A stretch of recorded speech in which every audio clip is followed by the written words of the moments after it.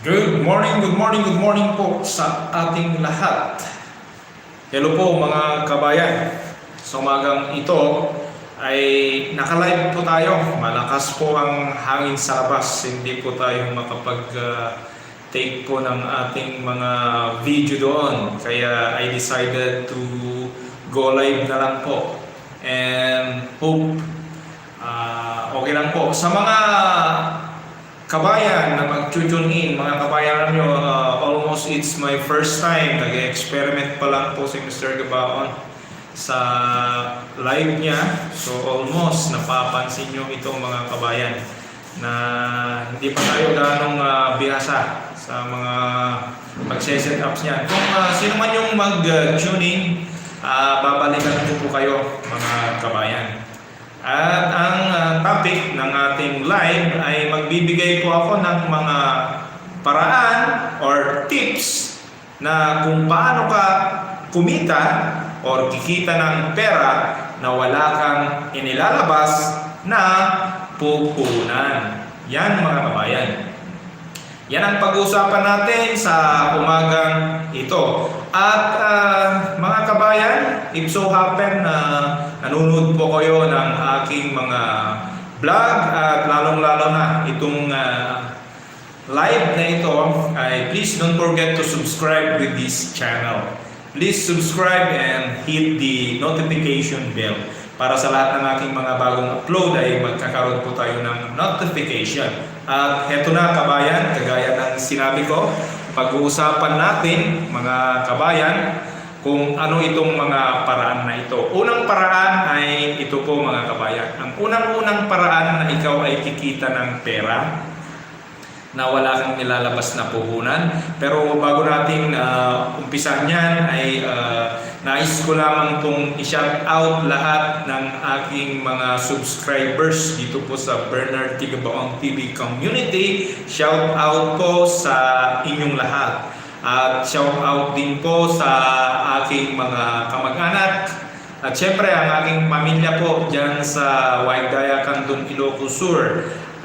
Shout out po sa Gabaon family at shout out din po sa ating barangay captain Norma Gaboy Galvez at sa lahat po ng mga councilor sa ating barangay Waigdaya. Siyempre, umpisan ko na sa aking kapatid, si Mr. Eduardo Gabaon Jr. Hindi ko po siguro matandaan lahat, pero I will try my best para shout out po kayong lahat. Shout out po sa aking kapatid, Juna Valdez, Rosie Del Rosario, Jane Bautista, Isidoro Gaboy, Sinaida Tulit, Pipito Sanchez, at ang ating secretary, si Manang Sinaida Rubang Hernandez, at saka si Mr. Lopez, at sa lahat po ng nagtratrabaho po sa Barangay Waigdaya officials na yan.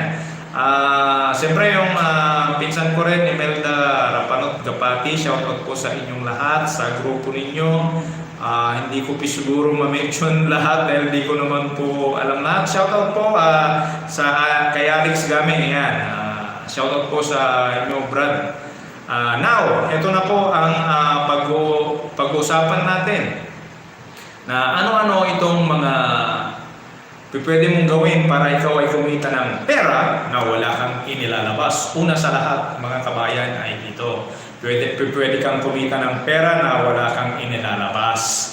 Ito yung pagsusulat mo ng mga article. Wala kang nilalabas na pera dito. Pero mayroon tayong mas madalian, medium at mas matagal na pagkakakitaan ng pera sa pagsusulat. Siyempre, ang pinakamabilis na pagkakitaan ng pera kung ikaw ay magsusulat ay dito sa pagsusulat mo. Kung ikaw ay magiging news writer sa isang local newspaper, dito mas madali. Bakit mas madali? Mas madali ito kabayan kasi kung ikaw ay naging authorized na at naging news writer ka ng isang local newspaper, kagaya ko nung araw sa Target Eye Journal, naging news writer ko ako dyan, ay pwede ka nang mag-direct na pumunta at kumuha ng iyong subscribers. Yan. Pag nakakuha ka na ng subscribers mo, mayroon ka ng porsyento dyan. At syempre, kung magbibigay siya ng certain talent fee mo, sigurado naman yan. At ano-ano naman ang mga pwede mong i-market sa iyong pinagtatrabahuan na newspapers, kagaya ng subscription. Siyempre, unang-una sa lahat ay sa amin dyan sa Ilocos. Suki po namin ang aming idol, si Governor Chapit Singson. Yan, kumukuha po kami dyan ng mga subscribers po namin siya. At siyempre sa aking lugar, siyempre wala naman po talagang ibang pinaka-the best yan na namuno. Siyempre, sina pamilya pa rin po ni Congressman Eric D. Singson, ang kanyang ascendance, siyempre. At sa lahat ng mga councilors ng mga nagdaan, yung mga iba nagsa-subscribes po talaga yan sa mga local newspapers. Example po yun, yung sinasabi ko po mga kabayan, example po yun. Example po ng pagkakakitaan. Kaya yan po. At ano pa yung mga example? Siyempre yung mga businessman. Yung mga businessman, pwede kang kumuha rin ng mga subscription nila, and at the same time, i-mention mo na rin as is parang advertisement na sa kanilang negosyo. Yan, pwede kang kumita dyan ng pera na wala kang inilalabas na puhunan. So yan at hindi lang yan, kahit yung mga iba na willing naman, yung mga highly professional, kagaya ng mga principals, kagaya ng mga teachers na gustong mag-subscribe, ay pwede mo silang i-allocate at i-allok ang iyong local newspaper. Po yan ang mas mabilis. Ang semi na pagkakitaan din na hindi naman gaanong matagal, din naman gaanong mabilis, ay kung practicing mong maigi na kapag ikaw ay nakapag-practice at natanggap ka sa national newspaper, kagaya ng Bulgar, ayan, ngayon, kung makakapasok ka doon, makakakuha ka o pwede kang kumita ng pera na wala kang inilalabas na puhunan. Yan, kabayan, ang pwede mong gawin. At isa pa, kabayan, na pwede mong pagkakitaan ay ito sa pagiging vlogger. Dito sa pagiging vlogger, dito sa net, sa internet na natin ito nagagawa, pwede kang maging vlogger. Sa Google, marami kang makikita at masesearch dyan na mga nagiging vlogger, pero matagal po. Pero maganda po ang kitaan dito, pero matagal nga lang po kung dito ka sa net, mag-vlogger, personal vlogger, o di kaya vlogger talaga. Yung iba 6 months bago sila kumita, at yung iba ay matagal, kahit yung may mga taon na ang lumipas, ay diyan sila kumikita ng pera. Kasi yan po ang unang tips kung paano ka kumita na hindi ka maglalabas ng pera. Of course, so ang pangalawa po na pwede kang kumita ng pera ay instead na pumasok ka sa affiliate marketing, hindi natin dinediscredit ang affiliate marketing. Maganda po ang affiliate marketing. At pwede po yan na pagkakitaan sapagkat napakaganda po talaga yan. Pero mas mabilis pong kumita dito kapag ikaw ay naging advertiser na lang po. Kung ikaw ay maging advertiser naman ng radio station kagaya ng FM or local radio station, dito ay mas malaki at mas mabilis ang iyong kikitain. I have personally experienced before, AM, FM ay naging advertiser po ako ng local radio station yung isa, at syempre yung radyo natin ay national po yan. Marami pong branches before, ay naging local advertiser po ako. Kumukuha po ako ng mga magpapa-advertise ng kanilang mga business at may percentage po akong kinikita. Dahil yan po ang isang pinagkakakitaan ko during the time na hindi pa ako nag-abroad. Yes. Ay pinagkakitaan ko po yan, local newspaper, kumukuha po ako, local radio station. Kumukuha ako ng mga nag-advertise. At syempre maganda rin kung kitaan dito, wala kang inalalabas na pera, maliban lang sa transportation mo, yung panggasolina mo, yun lang ang mga inilalabas mong puhunan. Kabayan, yan ang mga inilalabas mong puhunan patungkol yan. Kaya napaka-importante kabayan yan na malaman natin. At hindi lang yan, syempre kailangan mo ding pag-aralan, planuhin mo din yung mga galaw mo o yung mga time mo, i-budget mo habang ginagawa mo yan, naglo-local advertiser ka. Instead na mag-affiliate marketing ka, habang pumapasok ka sa affiliate marketing nowadays, kasi iba na rin yung mga diskarte sa ngayon.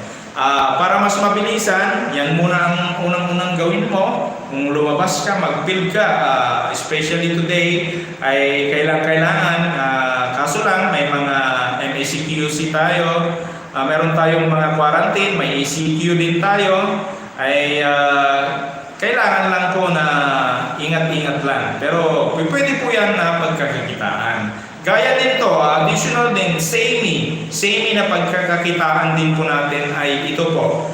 Pwede po rin tayong kumita gaya din ng pagiging marketing officer po ng security agency. Sa pagiging marketing po ng security agency ay napakaganda po. Yan po ang negosyo na kahit kailan ay hindi nawawala. Kahit may COVID, kahit anong sitwasyon ay hindi po basta-basta i-abandona ang properties ng isang private na tao, di kaya ang government na ownership ay hindi po basta-basta i-abandon. Kaya kinakailangan po lagi ng mga security guard. Ayan, kung may security guard, syempre mayroon din security services at meron din pong sweldo.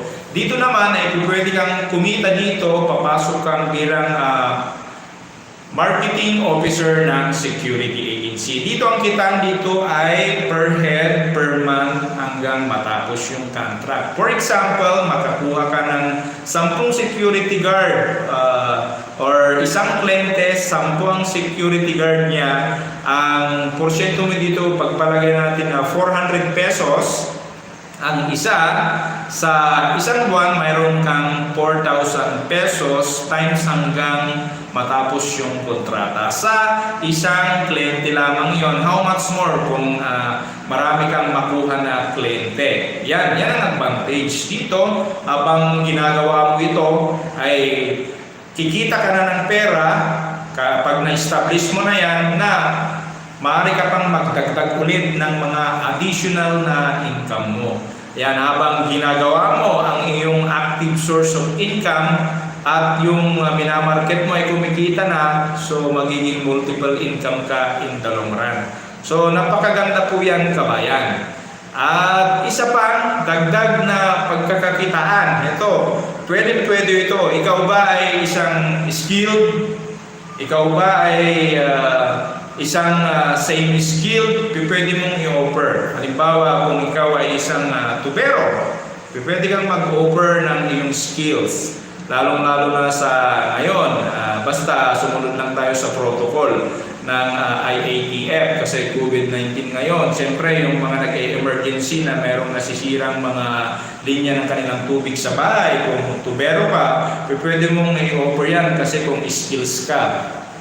At pagkatapos naman, pag okay na, painter yung skills mo, pwede mo rin i-offer yan, yung mga skills na yan. Ang importante, yung mga skills mo ay na-monetize mo, i-market mo yung sariling skills mo.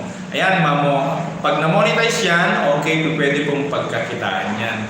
Kaya sa mga bagay na yan, napakaganda na gawin natin yan kabayan. Yan, pwede tayong kumita dyan ng pera na wala tayong nilalabas. At now na, ang isa pa na pwedeng pagkakitaan, abot na abot, kung ano lang yung abot mo.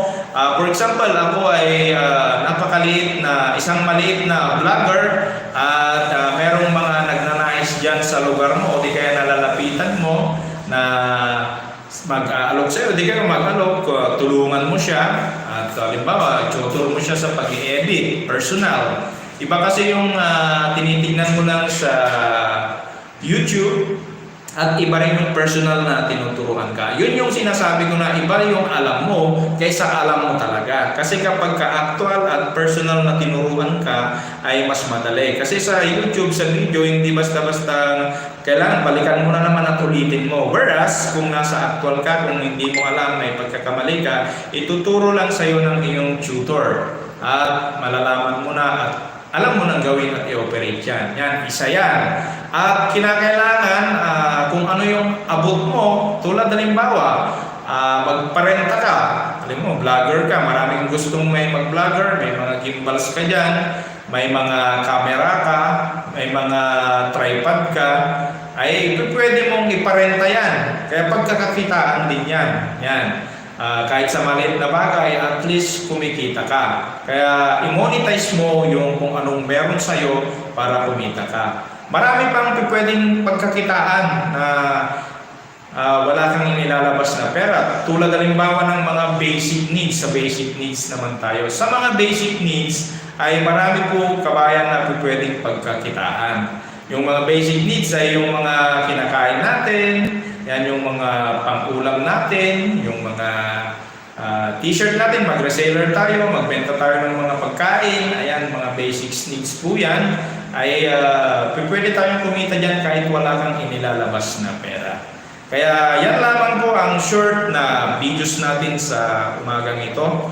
I hope na sa mamaya makagawa pa tayo ng mga ibang video para meron tayong may feedback din sa ating community. So maraming salamat po sa panonood ng live na ito at inuulit ko po, shout out po sa inyong lahat. Hanggang dito lamang po ang aking live na ito. Ako po si Mr. Bernard Tubera Gabaon ang nagsasabi sa inyong go negosyo.